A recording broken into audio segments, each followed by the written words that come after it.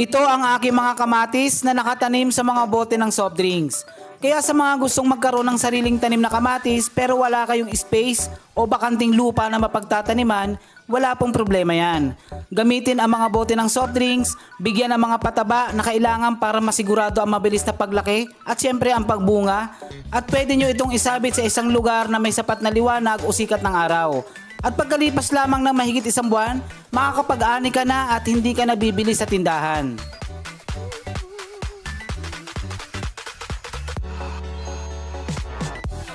Ito ay bahagi pa rin ng pagtataguyod natin sa urban o home gardening. Nagpapakita tayo dito ng mga paraan o teknik para kahit tayo ay nakatira sa isang syudad o urbanisadong lugar, makakapagtanim pa rin tayo ng sarili nating pagkain. Gamit lamang ang mga upcycled o recycled materials para hindi lang tayo nagtatanim, nakakatulong din tayo sa kalikasan o mabawasan ang mga nagiging basura sa paligid. Paano ba tayo makakapagtanim ng kamatis sa mga bote ng soft drinks? Umpisahan natin sa pagpupunla ng buto. Maglagay ng garden soil o potting mix sa seedling tray o kaya naman ay sa mga maliliit na container. Ang ganitong paraan ay tinatawag na seedling starter para makasigurado tayo na ang isang buto ay tutubo at yun ang itatransplant natin sa bote ng soft drinks.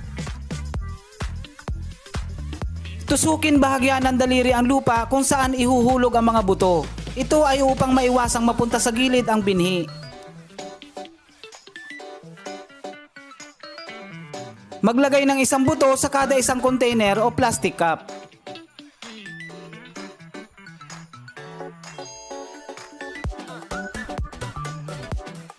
Ang buto ng kamatis ay nabibili sa garden store, online, sa groceries. Ito ay kadalasang malapit sa vegetable section o sa isang kilalang hardware sa department store.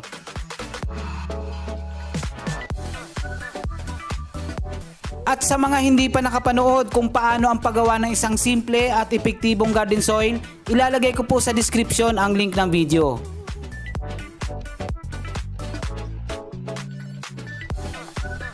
Gumamit ng sprayer sa pagdidilig upang maiwasang lumalim ang mga buto o mawala sa lugar.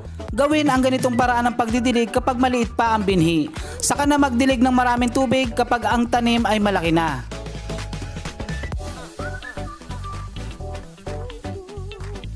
Gawin ito araw-araw kung kinakailangan o huwag hayaang sobrang matuyo ang lupa.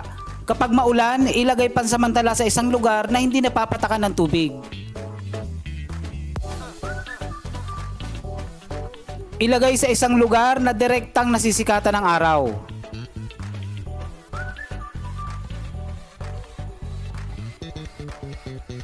Pagkalipas ng 8 hanggang 12 araw, ang mga buto ay tutubo na.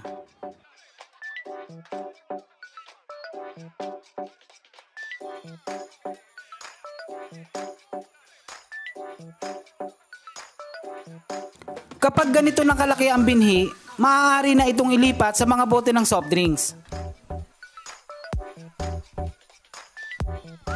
Dito rin tayo mag-uumpisa na magbigay ng mga pataba na mayaman sa nitrohina. Ang nitrohina ang magpapabilis sa paglaki ng halaman. Ito rin ang responsable sa pagkakaroon ng mga berdeng dahon at ang kakulangan sa nitrohina ay magriresulta sa pagkabansot ng halaman o kaya naman ay mabagal na paglaki at pati na rin ang paninilaw ng mga dahon.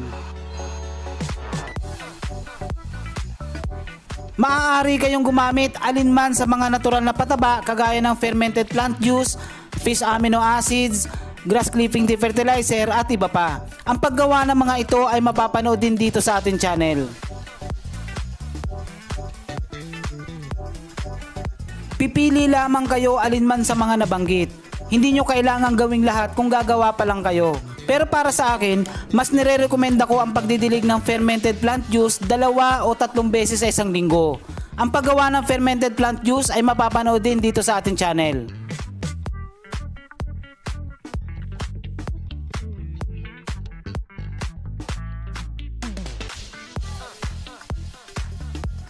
Bago pa magkaroon ng mga bulaklak, bigyan ng halaman o mag-spray ng kalpos, 1 o 2 beses sa isang linggo. Ang kalpos ay mayaman sa calcium at ito ang magpapatibay sa kapit ng mga bulaklak upang maiwasan ang paglalagas. Ito ang karaniwang problema ng mga nagtatanim ng kamatis. Naglalaglagan ng mga bulaklak at hindi nagiging bunga. Sabayan na rin natin ang pagbibigay ng mga pataba na mayaman sa potassium at iba pang nutrisyon na makakatulong sa halaman upang magkaroon ng mas maraming bulaklak at bunga.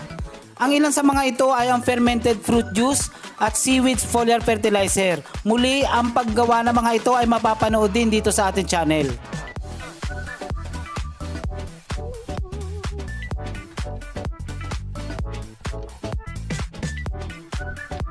Magdilig o mag-spray ng fermented fruit juice o seaweed foliar fertilizer 1 o 2 beses sa isang linggo.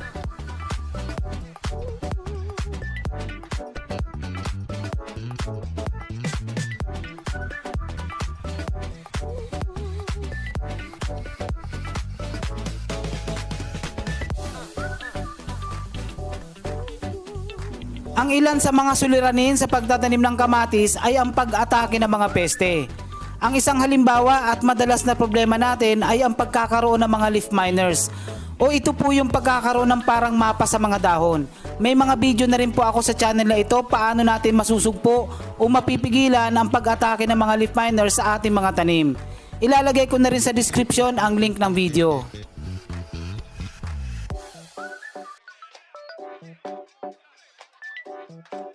Para sa dagdag na mga tips sa pagtatanim at pagpapabunga ng kamatis sa container ay panoorin din ang isa pa nating video patungkol din sa kamatis.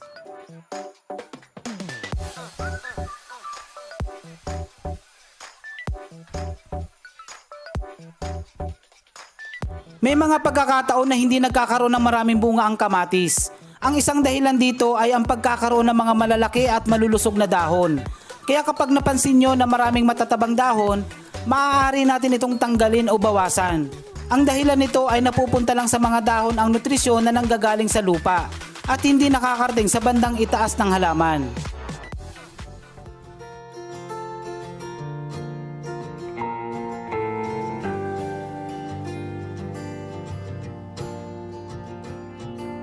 Ito ang aking mga tanim na sili sa mga basyo o pinaglagyan ng tubig. Humigit kumulang 2 buwan na ang mga ito at ngayon ay maaari ng anihin. Ito ang tinatawag na cluster dahil sa kumpul-kumpul na mga bunga nito. At ang pagpapalaki at pag-aalaga nito ay walang pinagkaiba sa mga ibang uri ng sili. At upang hindi na humaba ang ating eksplanasyon sa pagpapatubo, pagbibigay ng mga pataba at mga mahahalagang kaalaman patungkol sa sili, mangyaring panoorin ang isang naunang palabas para sa kumpletong detalye.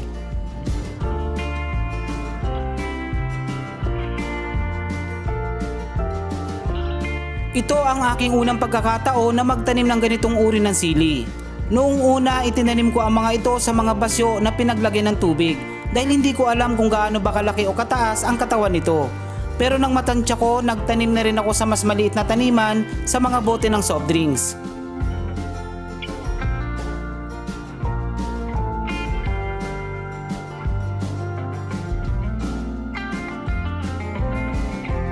Kadalasang pinapatubo ko muna ang mga buto sa mga maliliit na taniman.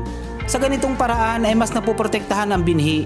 Maaari ko silang ilagay pansamantala sa loob ng bahay kapag malakas ang ulan. Wala din silang nagiging kaagaw sa nutrisyon.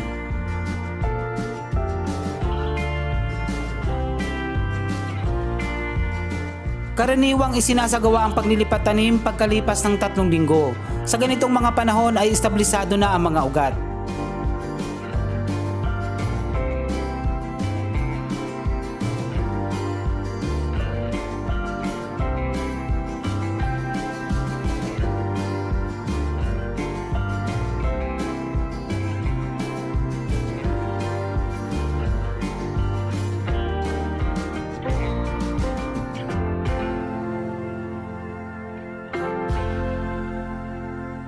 Dahil sa sunod-sunod na pag-ulan nitong mga nakaraang linggo ay naglagay ako ng bunot ng nyog sa ibabaw ng paso.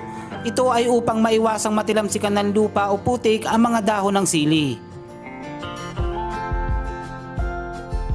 Sa panahon ng pamumulaklak ay iwasan ang palagi ang pagdidilig. Hintayin muna na matuyo ang lupa. Ang sobrang pagdidilig ay isa sa nagiging sanhi ng pagrupok ng mga tangkay na pinagkakapitan ng mga bulaklak. Kaya ang mangyayari ay natutuyo ang mga bulaklak, nalalaglag at hindi na nagiging bunga.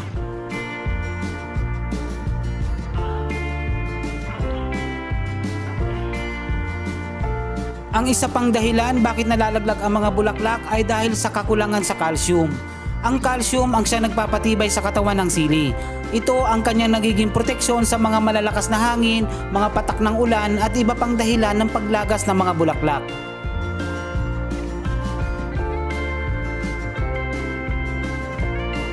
At muli, para sa kumpletong detalye patungkol sa sili ay pakipanood ang isang naunang palabas patungkol dito.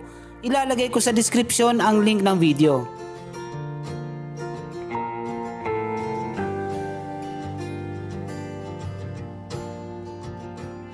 Sa mga panahong kagaya ngayon na sobrang mahal na mga bilihin ay malaking bagay kung tayo ay may tanim sa bahay.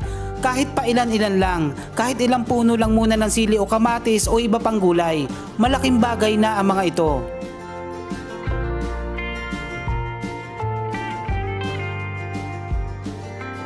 Magtanim ng gulay sa bahay dahil walang pinakamasarap, pinakaligtas, pinakasariwa at pinakamasustansyang gulay kundi ang ating mga sariling tanim. Ito po muli si Kuya Don at maraming salamat sa iyong panonood.